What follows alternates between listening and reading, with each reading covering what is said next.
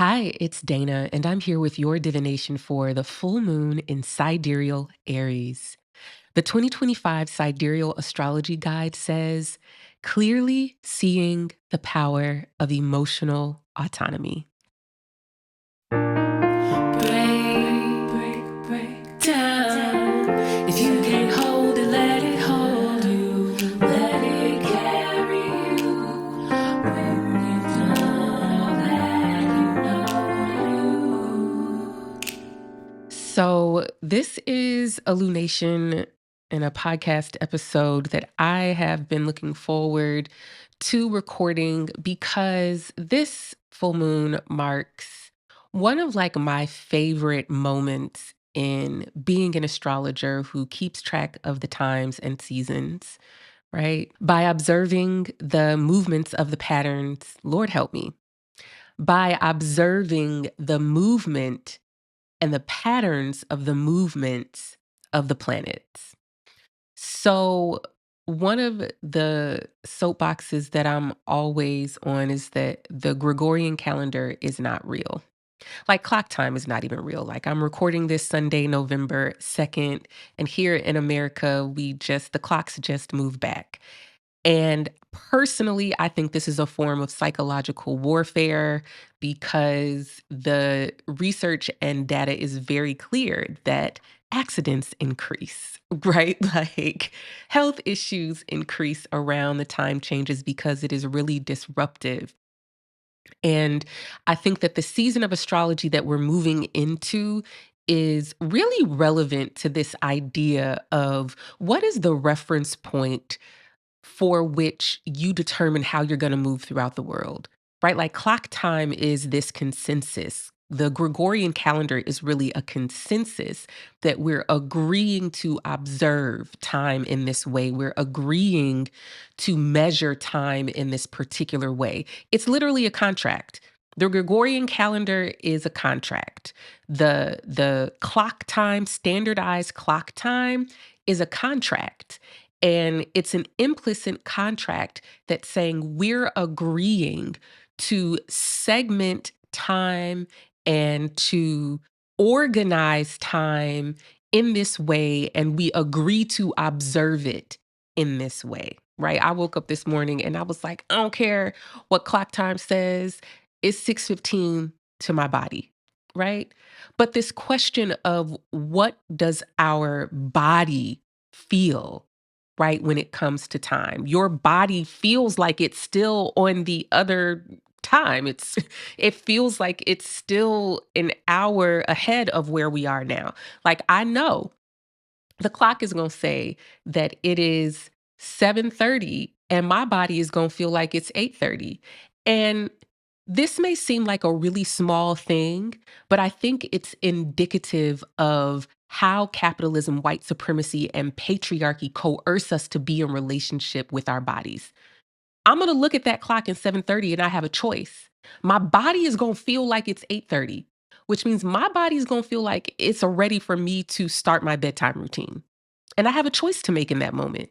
Am I going to respond to my body and give my body what it's asking for, which is to brush and floss my teeth, turn down the lights, right?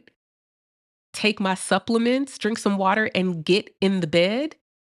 Right? Is that what I'm gonna listen to? Or am I gonna look at the clock and say, "Oh, it's only 7:30, so I still have more time," right? But in making that choice, right, you're literally deciding whether you are going to participate in capitalism time or not. Because the collective measurement of time is saying that it's 7:30, even though your body is saying it's 8:30, right? This full moon, looking at the 2025 Sidereal Astrology Guide, says clearly seeing the power of emotional autonomy. So, going back to what I started with when I opened up this podcast episode, I talked about how this represents one of the really fascinating parts of being an astrologer for me. That, like, when we're looking at the Gregorian calendar and we're looking at clock time, like, it's really arbitrary, actually. Why is it November? What does November mean? It's November 2nd. Why? Like, what is that? Right? But astrologically, I can say, oh, today the moon is waxing and it will soon be full. And this full moon I've calculated to be in the sign of sidereal Aries. And Aries means something. And so what I'm saying this full moon means, what this time means, because November means nothing, okay? November means nothing unless we are calculating and segmenting time, right? In terms of the capitalist market. And then who gets to decide what time it is? Like, these questions be sounding really like deep, but they are deep. Like, who gets to decide what time it is? Right? There was this post that went viral on TikTok a couple months back. And this person was reading and quoting from this book by John Mbiti, which was on like African philosophy and religion. And like he opens up the book talking about African, basically diasporic conceptions of time and how there really is no future. There is the present, things that will happen imminently, and then the past, which the past is named and measured um, in multiple ways, right? But this culture does not measure time that way. This culture, the culture of white supremacy, the culture of patriarchy, the culture of capitalism, is future obsessed. And the problem with being future obsessed is that your body is past obsessed. And maybe obsessed is not the right word, but your body is regulated to the past. Does that make sense? Do you get what I'm saying? That your body is a witness of the past and it tells the story of your past. But we live in a culture that is future obsessed. I'm watching for the first time the morning show, and I just started the second season. And the second season takes place in 2020. And spoiler alert, if you haven't watched it and you want to watch it, you might want to fast forward through this part. But in like the second episode, maybe of the first season, one of the journalists, there's a scene where this journalist goes to Wuhan because he thinks it's important to go to China and see what's going on because it's the news. And there's this scene where Wuhan is about to lock down and people are frantically trying to escape Wuhan. They're frantically trying to get out of China and go home, right? Now, I remember this because I watched Time for a living, that was literally like January 23rd, 2020. Right.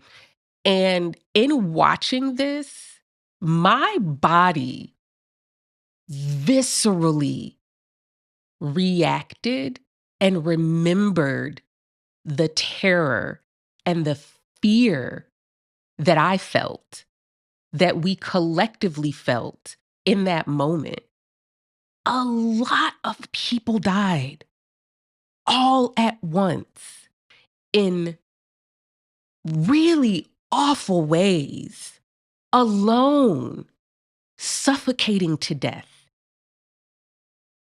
They could not go to the hospital and receive care because there was nowhere in the hospital for them to be. So I'm watching this scene and like, people aren't dying as much from COVID anymore, right? You know, we've got Paxlovid. We know masks prevent the spread of respiratory illness. We have multiple options for vaccines. We have antiretrovirals, that are being used in some places to treat COVID. So we're not there anymore, but my body, like I got transported back.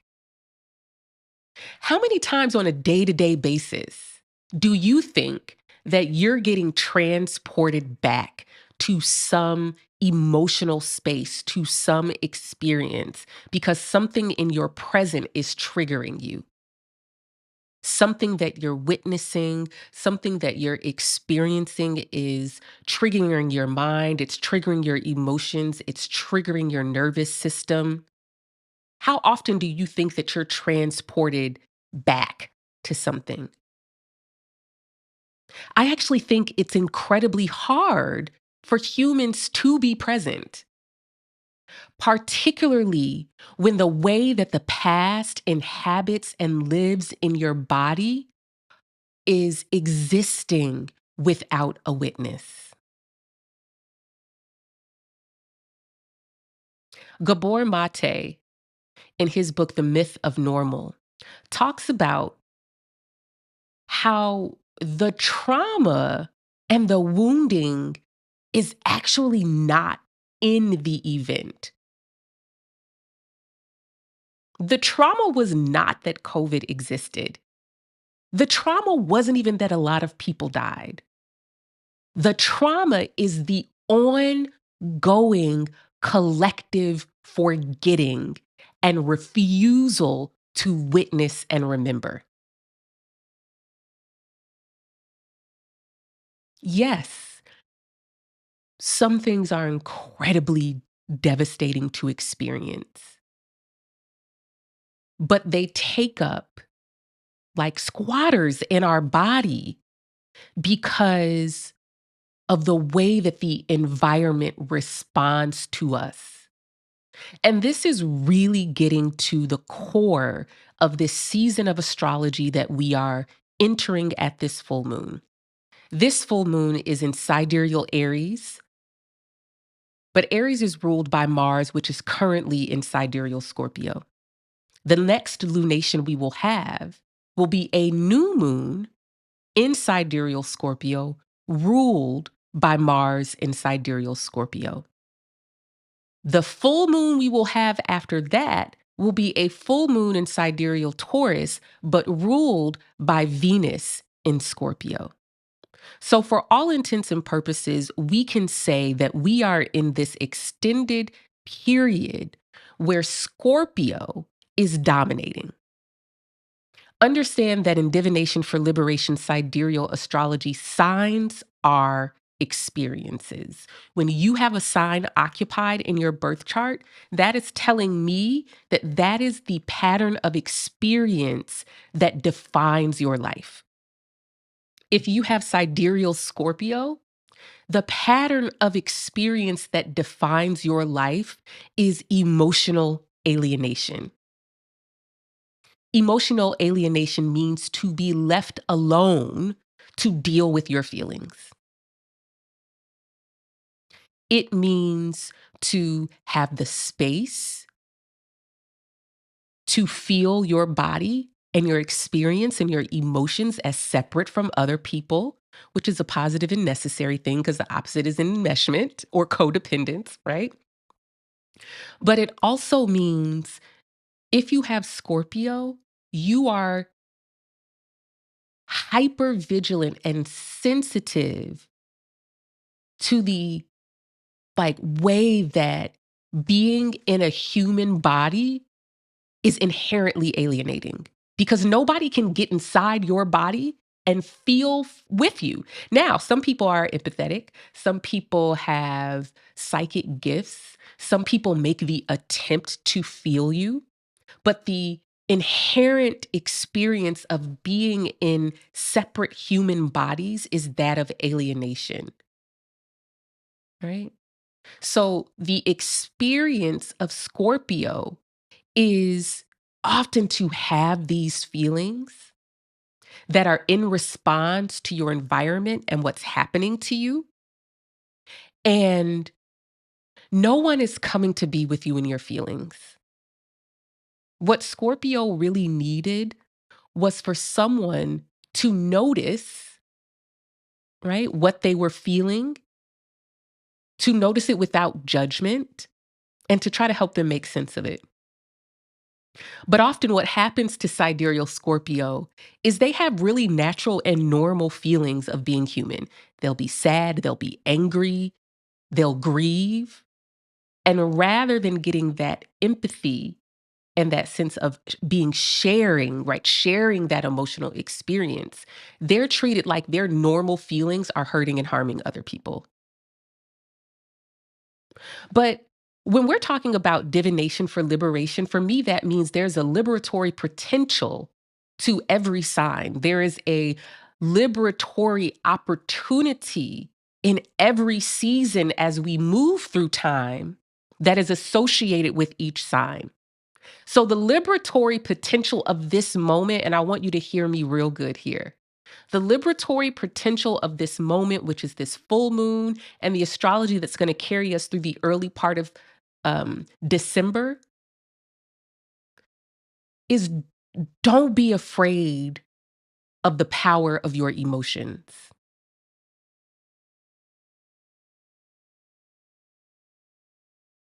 I saw something and someone was like, yeah, when I'm having certain feelings, I just go be by myself because I don't want to hurt people with my feelings. I don't want to upset people with my feelings.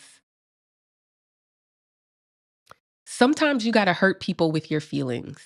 You know who doesn't care if they hurt people with their feelings, babies. Now, I'm not out here advocating for everybody to be childish without, good sense. But if you are a person who was deprived of the opportunity to actually do the things that babies do when you are an actual baby, if you were deprived of the ability to take up emotional space and to grieve and to move those around you into grief with you, if you were deprived of the opportunity to celebrate, and rather than your celebration being responded to with a drunken, abusive tirade, your celebration was responded to with joy and the desire to share in your celebration with you. Because, see, that's the other side of water signs and sidereal Scorpio, that your environment becomes emotionally reactive to you. Right? You think that you're just trying to have a happy time because look at this great thing that happened for you. And how dare you be happy when your father is angry because he lost his job? Shut up. Right? How dare you be happy when your mother is depressed? No one's allowed to be happy here, right? So if you decide to be happy now, you're alienated because nobody's going to join you with that. I talked about this probably earlier this year at like the full moon in Scorpio or something like that, that care looks like somebody joining you in your emotional experience. Love and care and nurturance looks like I come home, I'm happy, and my caregiver can get out of their feelings for like 5 minutes and be with me in my joy rather than abandoning me, making me to feel as if my joy is wrong and to set me up for the expectation that no one is going to respect my feelings and no one is going to honor and validate my feelings. That your feelings are something for you to deal with by yourself. The liberatory potential of this moment, clearly seeing the power of emotional autonomy, is saying that when we live in a society, when we are in families, when we are in relationships, communities, that we are constantly feeling together. We decide what we're happy about. We decide what we're celebrating. We decide what we're grieving. We've decided we're not grieving COVID. We've decided that we don't feel nothing about COVID. It wasn't that big of a deal.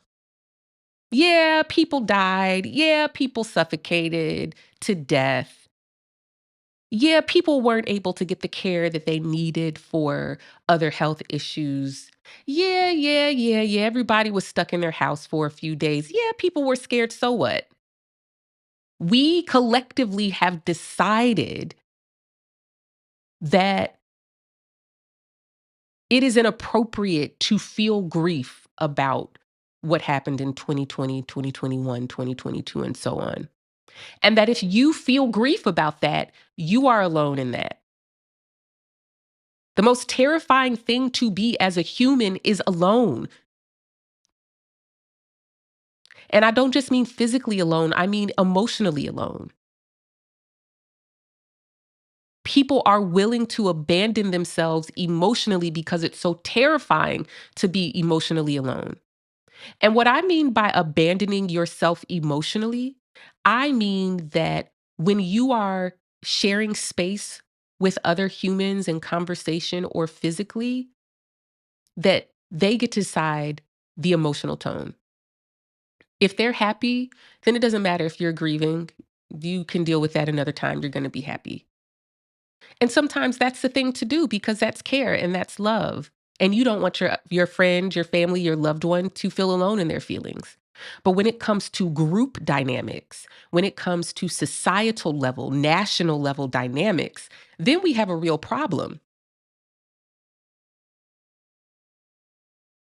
right? We have a real problem because as a collective, we're deciding what the threat is. Collectively, we're deciding what to grieve. Collectively, we're deciding what to celebrate. Collectively, we're deciding what to disregard and what to forget. Collectively, we're deciding who to feel empathy for. Collectively, we're deciding who to be angry at and to perceive as our enemy. Those are all emotions that we feel together. But clearly, seeing the power of emotional autonomy is really about the fact that revolution begins in the body. Revolution begins in the body because it's literally saying, actually, I don't like that. That doesn't feel good to me. There are certain things that we have accepted as normal. We've accepted as normal that life is hard and you should expect to suffer and you should be prepared for suffering. And if you are not prepared for inevitable suffering, then you're a bad adult and you're a bad person. You should be prepared to not have access to food. You should be prepared to not have access to health care. You should be prepared for the government to shut down. You should be prepared for a $2,400 a month health insurance bill. It seems so like, well, yes, that's capitalism. That's just the way that things are. No, that's not just the way that things are. You're allowed to feel that that's messed up. You're allowed to feel scared and terrified. Where is the collective expression of terror in this moment? Where is the collective expression of rage? It's lacking so much that you feel crazy for being angry and rageful. Where is this space for you to express your discontent? You know you're not the only one feeling discontent and rage and fear and terror and anger. You get plenty of opportunities to celebrate. The Dodgers won the World Series, they'll celebrate. Christmas is coming. Yes, some people will celebrate. And you'll probably celebrate by buying a bunch of stuff you don't need with money that you don't really have.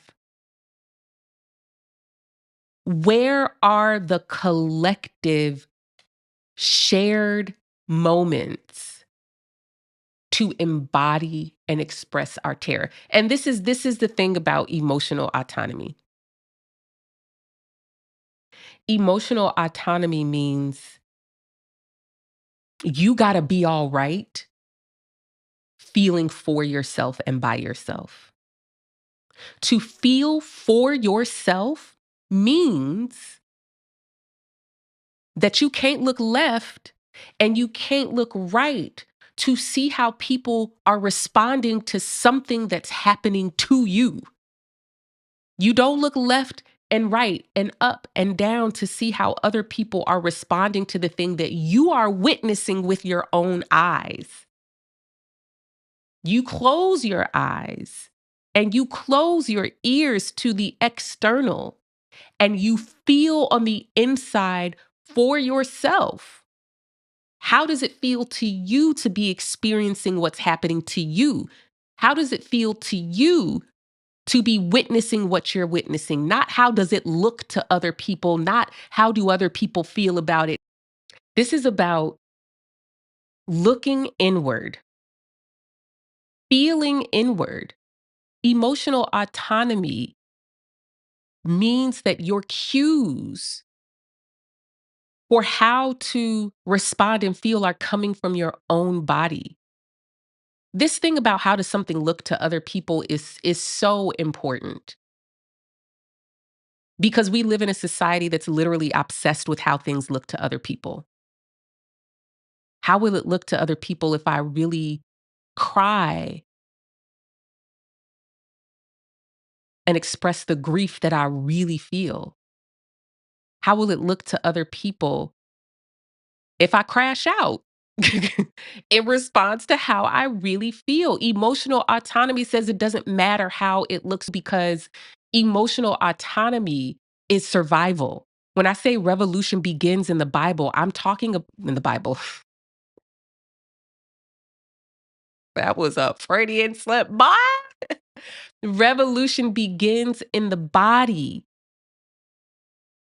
means that if you are looking for where and when the change begin, it begins with seeing the power of emotional autonomy. It begins with feeling for yourself and by yourself as a expression and embodiment of being ungovernable.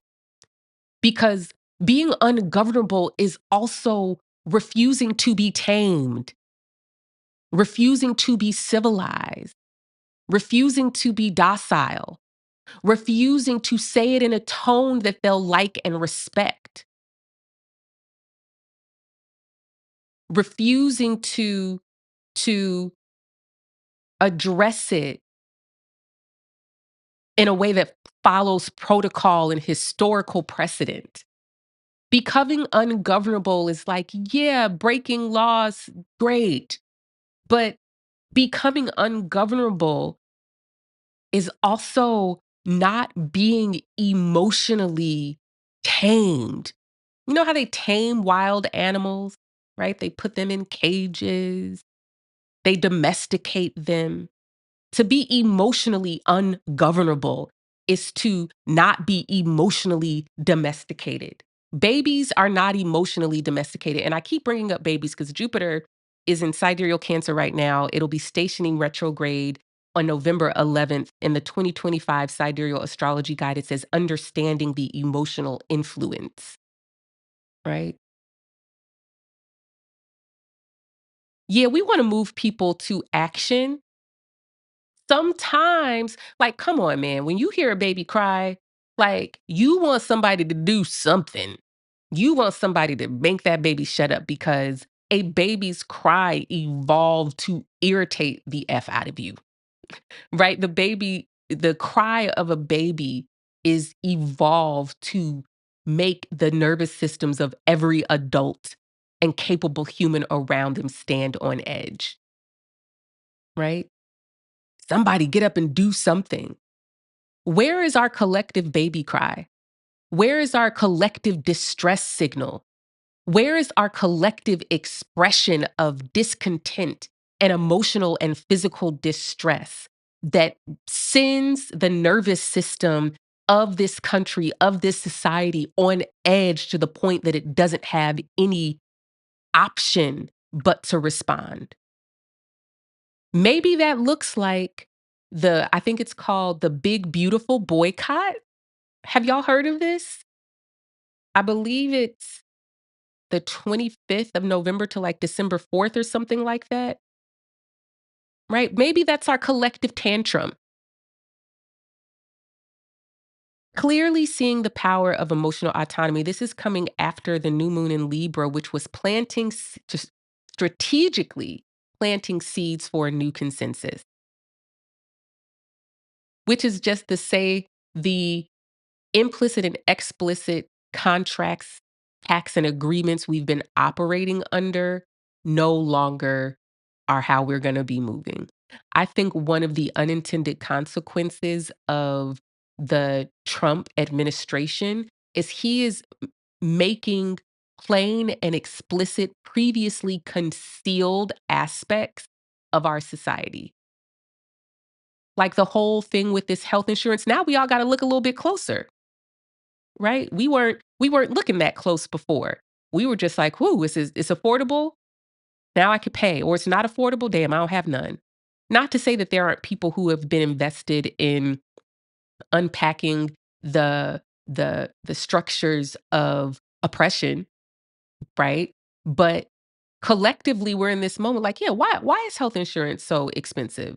Now there's a lot of people who lived before the Affordable Care Act became law and so they know how difficult it was, right? But we collectively forget a lot of stuff.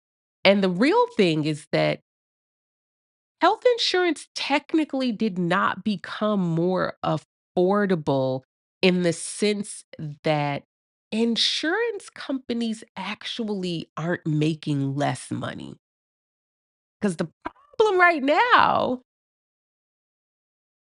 is really that the government has said they will no longer pay the insurance companies what they are charging for health insurance to help it be more affordable to consumers. So, what's really happening is that the health insurance companies are not getting the money that they're used to getting. And this is where I feel like this administration be real short sighted because the real option here, we only got three options here. One, the Trump administration goes through and the Democrats agree, they go through with ending the tax subsidies, and now nobody can afford insurance. So now not only are people not having insurance, but the insurance companies are no longer getting the revenue from the United States government that was making it affordable for consumers to pay something, right? So in that scenario, people don't have health insurance because they can't afford it, and the insurance companies aren't aren't making money. Their revenue decreases dramatically, right? You think they're gonna let that go down? The second option is that the Republicans concede and business goes on as usual. Third option is that um,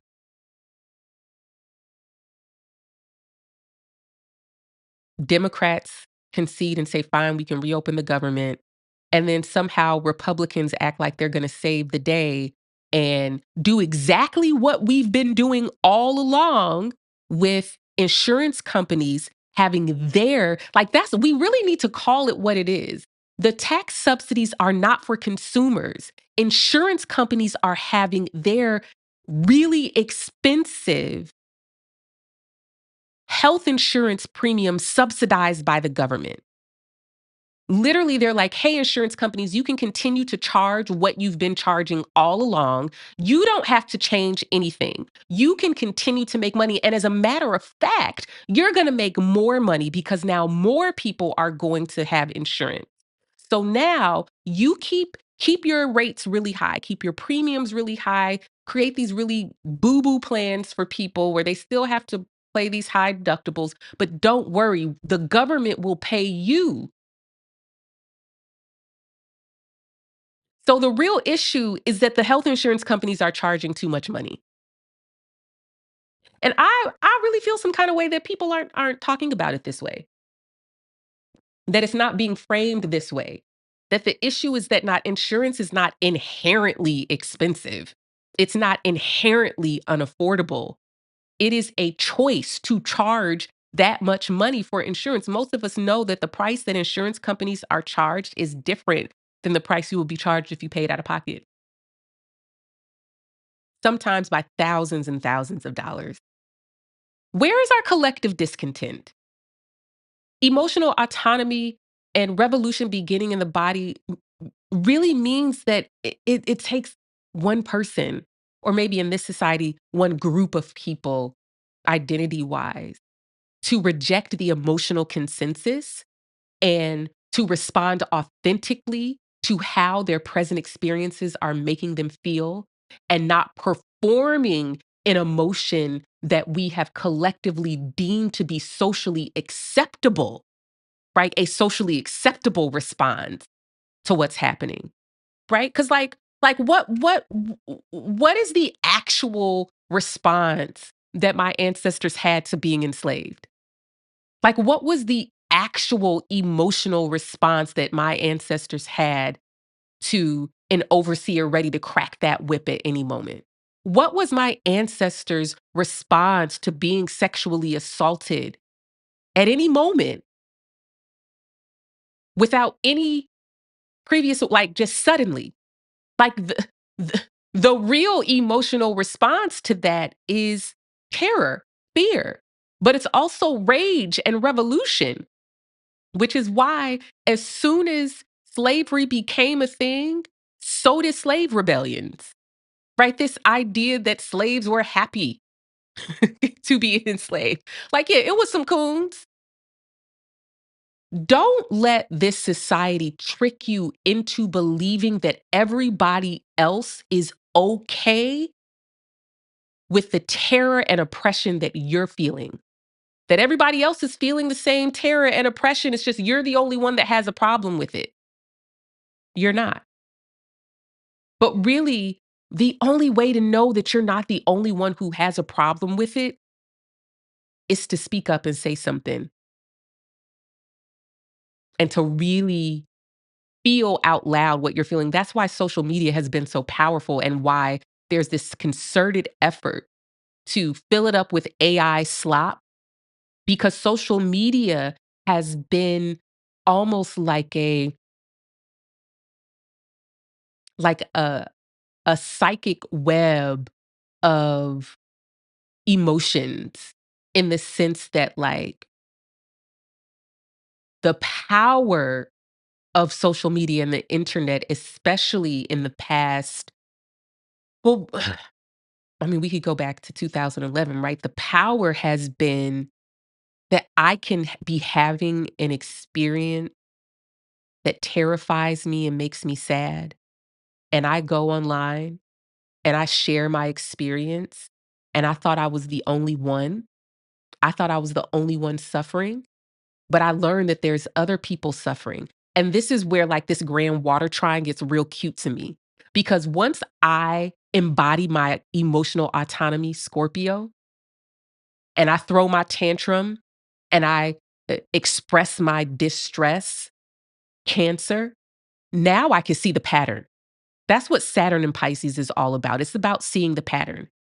That, hey, if you had this experience and this other person has the experience, and now look at all of these videos of these people saying that they've had this experience. Now we know this is not just an individual thing, it's a pattern, it's a statement about the system. It's a statement, right? Saturn and sidereal Pisces connecting the dots that shape reality. These individual instances of distress, of terror, of rage are not just one off things. It's revealing a pattern that is telling us about the reality that of the world that we live in. Let's pause there, and I'm gonna pull some cards. Before I shuffle and pull some cards, I just want to take a minute to talk about something very important that I think you'll love. So, every episode of the Divination for Liberation podcast, I open it up and I say, hi, I'm Dayna. I'm here with your divination for the blah, blah, blah, new moon, full moon. And then I'll say the 2025 Sidereal Astrology Guide says. Why am I saying that? Because for 9 years now, I have published what is essentially a personal horoscope workbook. This is the 2025 Sidereal Astrology Guide. And this is the 2026 Sidereal Astrology Guide. This is your personal horoscope workbook that walks you through the personal application of 1 year of astrology. So, for example, in the 2025 Sidereal Astrology Guide, I wrote for this full moon, clearly seeing the power of emotional autonomy. I come on here on the podcast and I talk about what that means for us collectively. But in the 2025 Sidereal Astrology Guide, you can fill in that blank with the meanings that are relevant to your life. And I show you how to do that. So 2026 is right around the corner, and I've changed the format a little bit. It's this cute little um, planner, calendar here. It's so much cool stuff in here, including interpretations of each of the 12 signs in Divination for Liberation, Sidereal Astrology, house meanings, planets, and an interpretation for all of the planetary sign changes, retrogrades, new moon, full moon, and eclipses, and concise instructions on how to use this so that you are getting the personal interpretation for you. Um, you can go read horoscopes, and those are great. You can continue to listen to the podcast, and I love that for us. But this right here is going to give you that personal application. For example, this full moon is in my fifth house. And so I would go through this guide and find those fifth house meanings. And I know it's my fifth house because there's a table that shows you what each house is for you in your birth chart. But I would go and get those fifth house meanings. So I'm clearly seeing the power of emotional autonomy as it pertains to my child, as it pertains to my gender and sexual identity, as it pertains to love and art and music and creativity. Those are all in examples of some of the things that are associated with the fifth house. You can also fill in those blanks with things that feel personal and relevant to you in this moment. But all of that to say, you can download the 2026 Sidereal Astrology Guide. I'll drop the link in the descriptions, or you can go to shop.thepeoplesoracle.com. There you can download a PDF that you can print. Or if you would like a printed version of this guide, you need to go to shop.thepeoplesoracle.com or click the link in the description and pre-order your copy. I'm doing a second printing of these, and you'll have to do that by Friday, November 7th. So you have through Friday, November 7th to order your copy of the 2026 Sidereal Astrology Guide, which is your personal horoscope working workbook, walking you through the personal application of 1 year of astrology. No previous knowledge required. If you don't know nothing about astrology, you don't need to know nothing about astrology because I know everything about astrology and I've written it in this format so that you can understand and use too.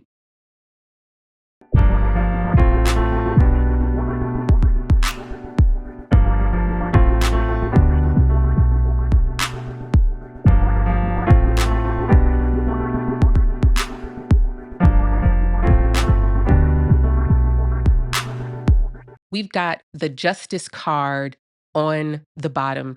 Justice card is really comes up in times where we are being asked to question our motives and what's influencing our decision making. Justice says it's time to make a decision. And when you make this decision, this is not a decision that you bring all of these extraneous factors into. Justice card is saying you need to get down to the nitty gritty and get down to the most important and relevant factors and use that as the motivation for how you're going to make this decision. A lot of times we tell ourselves stories that are rooted in past precedent, and that is informing how and why we make this decision. We think things should work out a certain way. And the justice card is saying, hey, chill all of that out, right? The justice card is saying pare down to the most essential and relevant facts to this situation and use that to make your decision. I think this is really interesting because the sun is in sidereal Libra at the full moon in Aries. And we all know that the scales of justice are is the symbol that represents Libra. And so there is a continuum and a connection from the new moon where we were strategically planting seeds for a new consensus, right? a new contract, a new agreement, a new decision. And now we are clearly seeing the power of emotional autonomy. Those things are kind of at odds with us because the consensus is about what we agree together.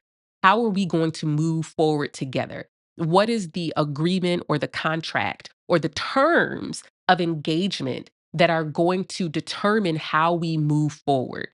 Emotional autonomy and the power of emotional autonomy is saying, I need to make sure that my own interests are addressed here, that I can't be so lost in the group and lost in the collective that I lose what's in my own best interest.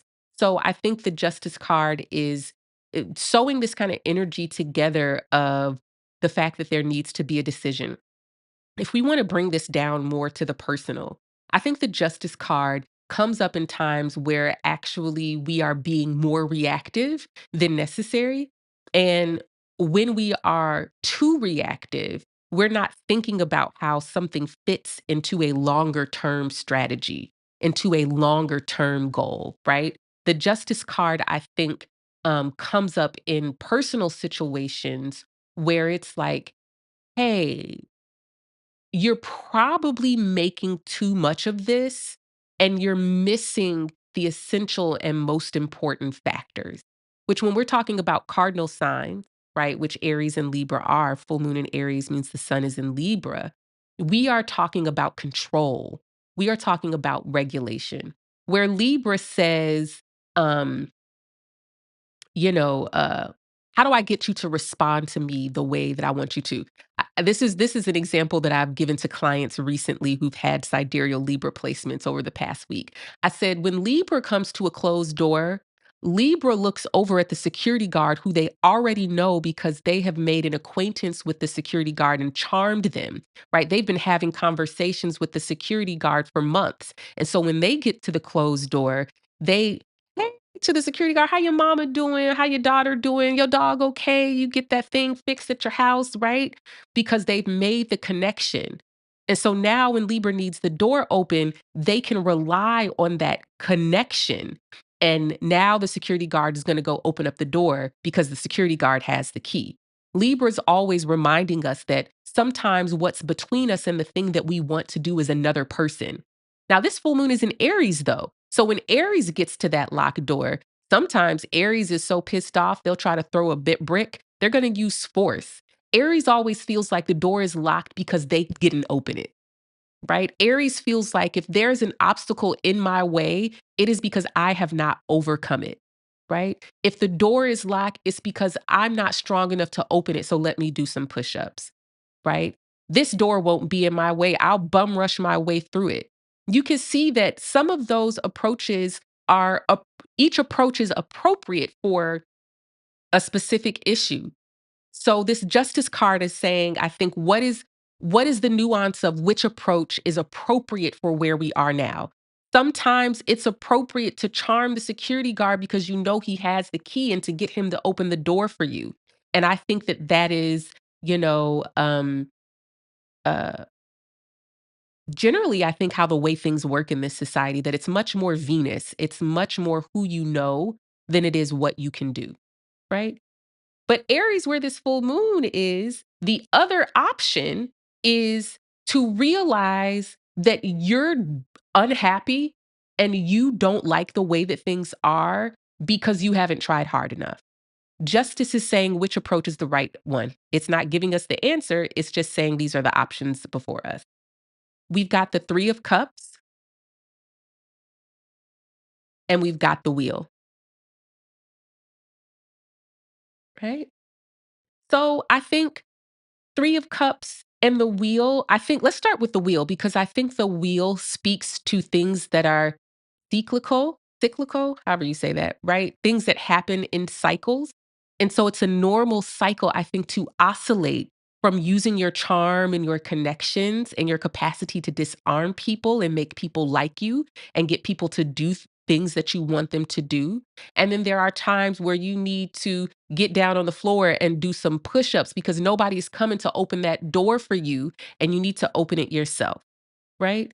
So I think that because both signs and energies are present, I would really understand this 3 of cups as saying, "Hey, you may not be able to, you know, bum rush your way through that door yourself, but if everybody creates a chain and we run into the door together, it's definitely coming down." Right? So there's this combination of emotional autonomy as the thing that actually influences other people to change the way that they feel about something. It seems counterintuitive. We think that we need to get on the same page with everybody else first, and then they'll do what the right thing is to do. That we all need to get into agreement first, right? But sometimes you just gotta start running. Now, as a Black person, what I know is if I see another person running down the street, a Black person, I'm not about to ask them where they're going and why they're running. I'm about to start running too. That's the power of emotional autonomy, right? Now it becomes much more difficult to honor that when somebody is standing in the middle of the street screaming, right? Now you got, why you screaming? I don't know. That's kind of embarrassing. Look, everybody's looking at you, right? But what if when we saw somebody screaming in the street, we just got down to it and got with it and started screaming too, right? Now, what is that an analogy for in our lives right now? What is that an analogy for in your life right now? What is that an analogy for collectively, right? Where the infectiousness of emotional autonomy really means that when I spontaneously and authentically respond to my own distress signals, it has the effect of making other people aware of their own distress signals. Because we have all been conditioned to ignore our distress signals unless other people are feeling the same distress signal as we're feeling. Did y'all catch that? We've all been conditioned to ignore our own pain unless it has been socially determined that it's okay for you to feel that pain. This is why moments like the George Floyd rebellion were so important because Black people had been saying for decades and years and over, Trayvon Martin and Mike Brown and Sandra Bland, um, and the brother in California. Please forgive me for not remembering his name, and so on and so on. And we've been crying Black Lives Matter, and we've been crying, we're afraid for our lives. We've been crying, stop killing us. And then all of a sudden in 2020, everybody was like, yeah, stop killing people. Everybody stop doing that. People all over the world were literally like, yes, stop killing Black people. And it was literally in that moment, George Floyd crying for his life, calling for his mother, that was a spontaneous, emotionally authentic expression of his innate drive to save his own life that had the influence and impact, right? For us to all join in. Now, of course, there was a special moment in 2020 with COVID and the fact that we are all at home and we could silence the routine concealment and the routine disregard of our own distress, right? In a lot of ways, George Floyd gave us permission to grieve all that we were experiencing in that moment, the deaths from COVID and the fear of this unknown pathogen that we didn't know where it was going to come from and if we were going to fall because of it, right? Take that as inspiration and a way to understand the power of emotional autonomy because guess what? That was an eclipse in Scorpio, my friend. The same sign that we are in a season of focusing on until December.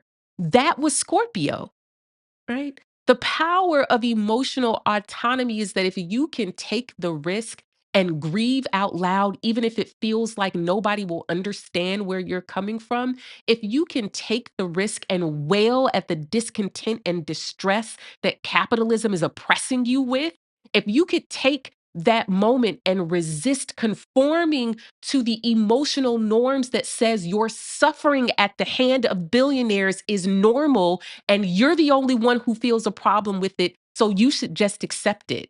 That's why revolution begins in the body, because it's inherently infectious, right? It is inherently something that moves other people. And the question only is, will you be moved by the suffering and distress of your neighbor who's crying out in pain in this moment? Will you be moved by the distress, the spontaneous, authentic expression of anger, of fear for survival, of fear for separation from their family? Will you allow yourself to be affected by it? Or will you conceal the grief because you look around and you don't see anybody else caring? Why do you need permission to empathize?